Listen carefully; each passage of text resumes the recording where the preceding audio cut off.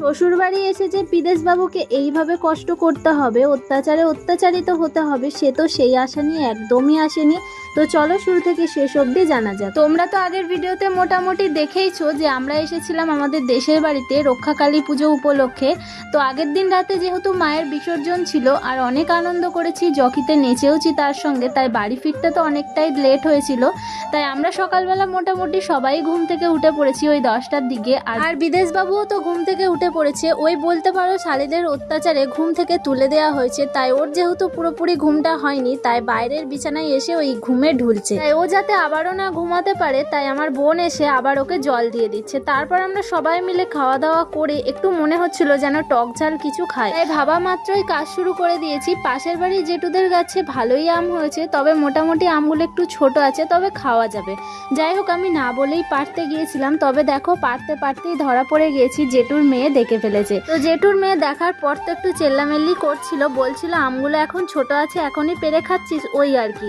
যাই হোক, তারপর আমি আমগুলোকে দেখো লাল লাল করে মেখে নিয়ে এখন যাচ্ছি দাদা দিদিদের কাছে। ওরা তো চলে এসেছে পুকুরে মাছ ধরতে। এটা আর কি পুকুর নয়, ডোবা, এখানে মাছ চাষ করা হয়েছে। পাশের বাড়ি জেঠুরাই মাছ চাষ করেছে, তো এরা তো মাছ ধরতে এসে বাট একটাও মাছ পায়নি, ওই আর কি বলতে পারো ঢং করে বসেছে সব। তো মাছ ধরতে ধরতে যখনই দেখলো আমার হাতে লাল লাল ঝাল ঝাল আম মাখা, তো সবাই লাভ মেরে উঠে পড়েছে আম মাখা খাওয়ার জন্য। তো লাস্টে আমিই ভালো পাইনি সবাইকে দিতে দিতে। যাই হোক, আমটাম খেয়ে আমরা চান করে পুকুরে ওই ঝিনুক গুগলি ধরেছি, সেগুলো আর ভিডিও করে দেখানো হয়নি, কারণ সবাইকে জলে ছুঁড়ে ছুঁড়ে ফেলে দেওয়া হচ্ছিল। সেই মুহূর্তে যদি ফোন শুদ্ধ আমাকেও জলে ছুঁড়ে ফেলে দেয়, সেই ভয়ে আমি ফোন বাড়িতে রেখে চলে এসেছিলাম। তারপর সন্ধ্যার দিকে সবাই মিলে একটু বেরিয়েছিলাম বাজারে ওই আর কি টুকিটাকি খাওয়ার জন্য।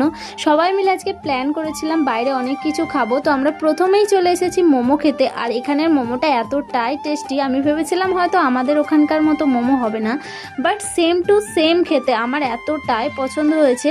তো যাই হোক, চলো, এখানে দিদিরা সবাই মিলে এসেছি খেতে। আর শুধু মোমো নয়, তার সঙ্গে সবাই মিলে অনেক কিছুই খেয়েছিলাম, বাট সব কিছু ক্যাপচার করা হয়নি। ওই আর কি বলতে পারো আমি মাঝে মাঝে ভিডিও ক্লিপ নিতে ভুলেই যাই যে আমি কোনো ভিডিও বানাচ্ছি। আগের ভিডিওতে রেহানেসকে কমেন্ট করেছে, খুব ভালো লাগলো দিদিভাই আমার নামটা নিও। থ্যাংক ইউ রেহান কমেন্ট করার জন্য।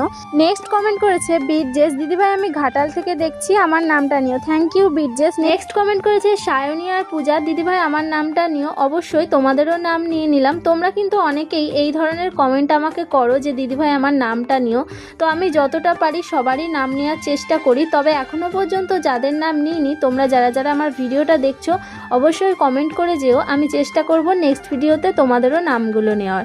যাই হোক, আমরা খাওয়া দাওয়ার পরে এখন চলে এসেছি নাদনঘাট ব্রিজে। আচ্ছা, তোমরা যারা নাদনঘাট থেকে ভিডিওটা দেখছো